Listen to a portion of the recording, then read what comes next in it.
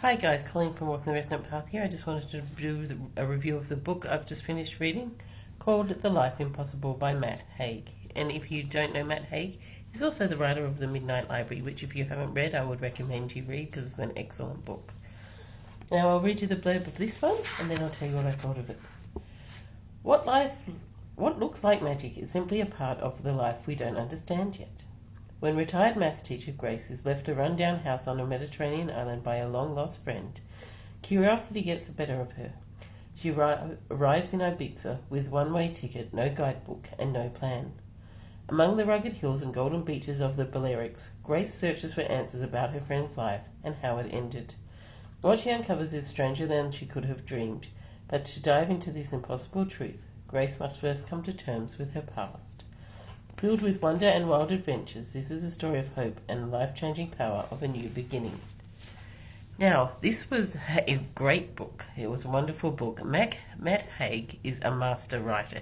He seems to have this way of weaving this beautiful cocktail of words, this beautiful colourful tapestry of words, no matter what he's writing about. Because if you've read The Midnight Library, this is very different from that in subject matter and in the type of story that it is. Yet it still has this wonderful way of how he does research. You can see his research in it, but also of his innate wisdom of the world, intricately blended into this beautiful, lace-like tapestry. It's just gorgeous the way he writes. He's a real master of the English language, and I love the way Matt Haig writes, and I love how he does the unexpected. Now, you would think that, because her friend's life ended and she doesn't know what happened, it would be like a murder mystery or that. But it is totally not that. It is totally unexpected what you find. And this book is really, the themes are really underlying about being in the present moment and having appreciation for even the small moments in your life and being really present with those moments. And it is also about gratitude and being grateful for every moment you have and everything that happens in your life, and also about the interconnectedness of all life, and the way we're all connected to each other, and how that should matter to us, and how that should be something important to us, and how we should see that, and how we should appreciate it, and how we should be grateful for the lives, and how we should be present with our life. And it's a really, really wonderful story, and I liked the protagonist, Grace, and I liked the side characters of Alberto and Marta. So I liked all the characters in it. There was a couple of bits I didn't like. So Grace, who's the main protagonist, when she gets anxious, she does these, she looks to something and starts to do maths, because she was a retired maths teacher and that's her comfort place.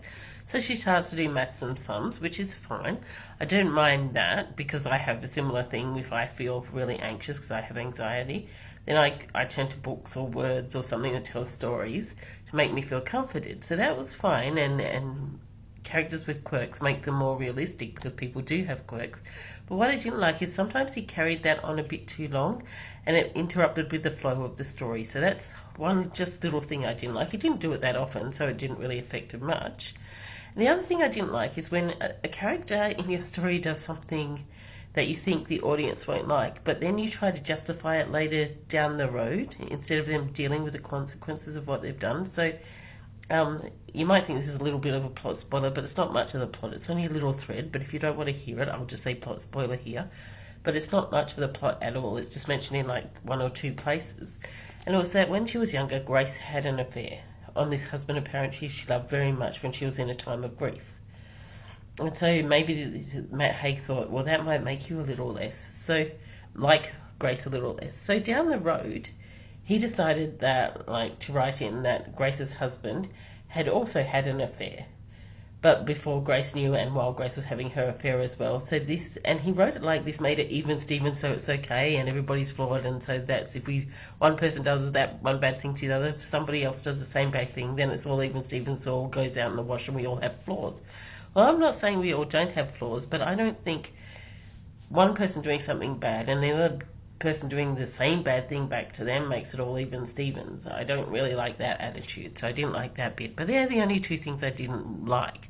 But what I really did like about this book is it made you think. It made you contemplate life. Now, it didn't make you contemplate life in that. Sometimes where books do, they make you really, discombobulated about the world and hold your head and go, oh my God, It wasn't that. It was that pleasant contemplating about life, about being grateful for life, about the interconnectedness of life, about the universe. It's just that lovely, when he closed the book, that lovely pondering contemplation. It wasn't that there weren't some messages about things where the human race could be better and we could do things better.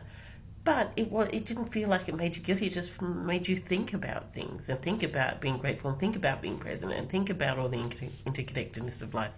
It was more along those lines of pondering, and I really enjoyed that. So even the little bits I didn't like the going on too long of the maths, and also because they interrupted the flow, and also the sort of, if I do one bad thing to you, you do a bad thing to me. There were only tiny little points in it, so it didn't really affect my scoring. So I thought this was a really wonderful book, a really good read, and very, very interesting and very unexpected.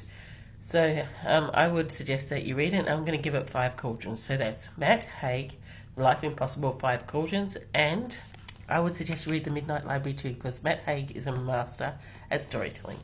Okay, well, that's Matt Haig, Life Impossible, 5 cauldrons. I hope you have a glorious day and do whatever resonates within your soul. Bye now.